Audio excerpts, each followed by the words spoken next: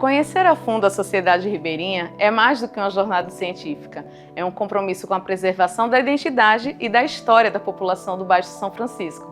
E para nos ajudar nessa missão, contamos com a participação pela primeira vez do IBGE, o Instituto Brasileiro de Geografia e Estatística.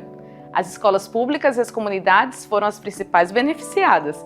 Receberam capacitação, materiais didáticos e puderam reconhecer o território ao qual pertencem. E isso não tem preço. Nós temos uma missão no nosso instituto, que é conhecer o território e divulgar as informações sobre o território para a sociedade.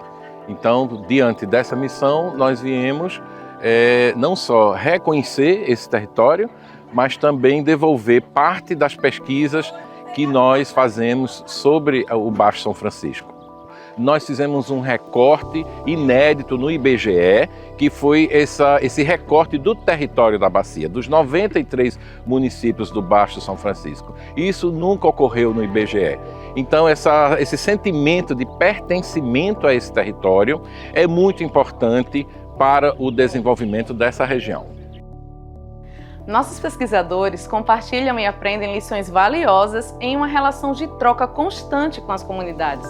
E essa abordagem integrada não só enriquece o entendimento histórico da população, como também impulsiona ações concretas para a preservação ambiental e cultural.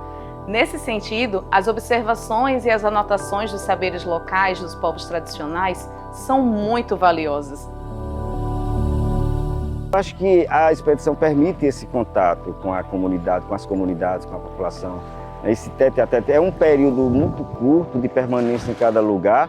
No entanto, só esses poucos momentos me parecem bastante profundos, bastante intensos. Como antropólogo, assim, essa é a minha, vamos dizer, a minha moeda, né, de trabalho, é o que eu gosto de fazer. Então, não tem uma situação mais propícia, mais benéfica para um antropólogo do que poder usufruir dessa experiência do contato, né, com essas comunidades.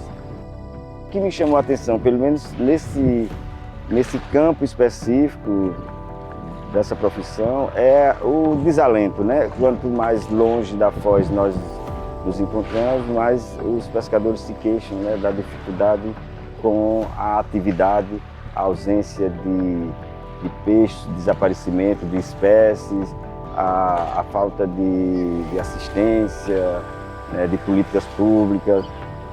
Quando a gente vai se aproximando mais, por exemplo, da foz de Piaçaba-Sul, a gente já percebe uma alegria maior, né, entre esses pescadores. Na busca por compreender melhor o passado, nossas origens, para viver melhor o presente e planejar o futuro, surge a arqueologia subaquática como uma importante aliada na preservação da memória coletiva da comunidade. Mas o imageamento do fundo de um dos mais importantes rios brasileiros, além de revelar vestígios históricos, destaca também prioridades de pesquisa e ameaças, como o lançamento de esgoto diretamente sobre o naufrágio do vapor Comendador Peixoto. Historicamente, sabe-se que as pessoas lançavam lixos e dejetos em geral no rio, mas em pleno século XXI, isso ainda acontecer?